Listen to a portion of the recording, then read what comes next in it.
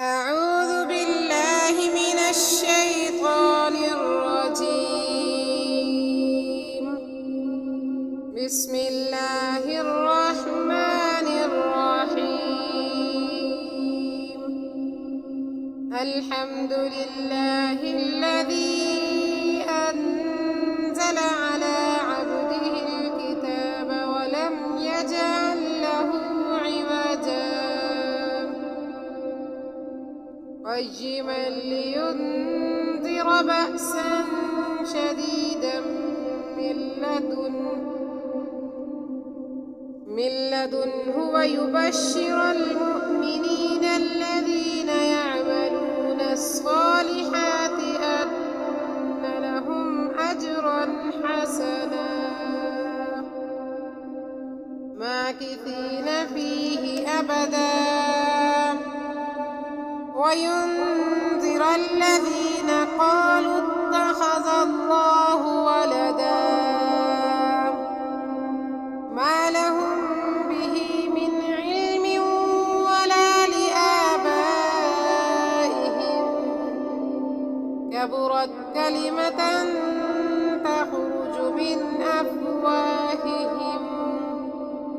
إن يقولون إلا كذبا فلعلك باخع نفسك على آثارهم إن لم يؤمنوا بهذا الحديث أسفا إنا جعلنا ما على الأرض زينة لها لنبلوهم أيهم أحسن عملا وإنا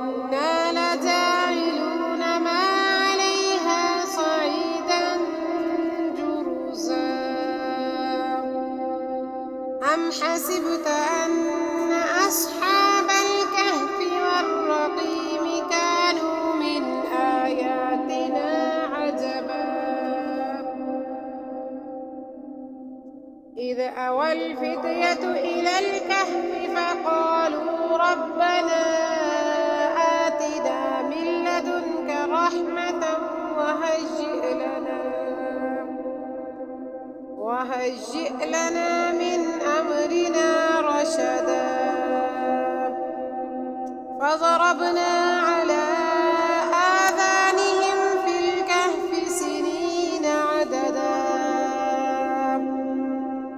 ثم بعثناهم لنعلم أي الحزبين أحصى لما لبثوا أمدا نحن نقص عليك نبأهم بالحق إنهم فتية آمنوا بربهم وزدناهم هدى وربطنا على قلوبهم إذ قاموا فقالوا ربنا رب السماوات والأرض لن ندعو من دونه إلها لقد قلنا إذا شططا هؤلاء قومنا اتخذوا من دونه آلهة لولا يأتون عليهم بسلطان بين فمن أظلم ممن افترى على الله كذبا وإذ اعتزلتموهم وما يعبدون إلا الله فأتوا إلى الكهف ينشر لكم ربكم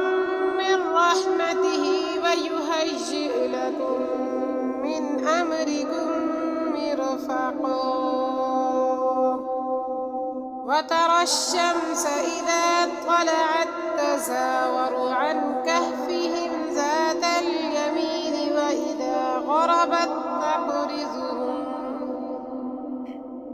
وإذا غربت تقرضهم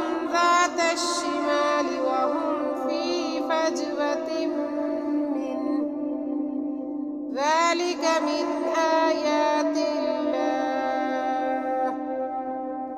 من يهد الله فهو المهتد ومن يضلل فلن تجد له وليا مرشدا وتحسبهم أيقاظا وهم رقود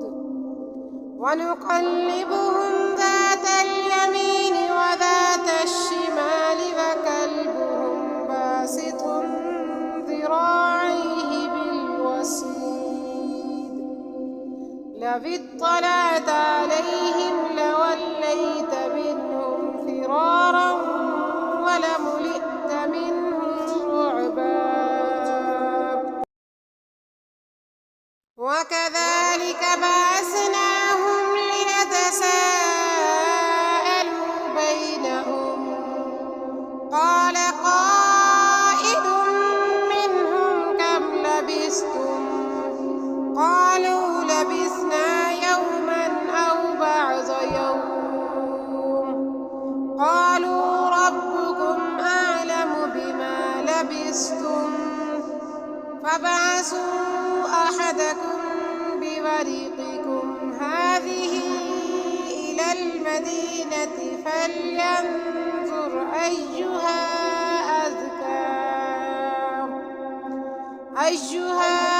أزكى طعاما فليأتكم برزق منه وليتلطف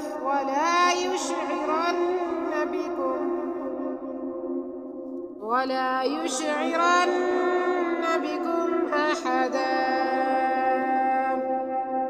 إنهم إن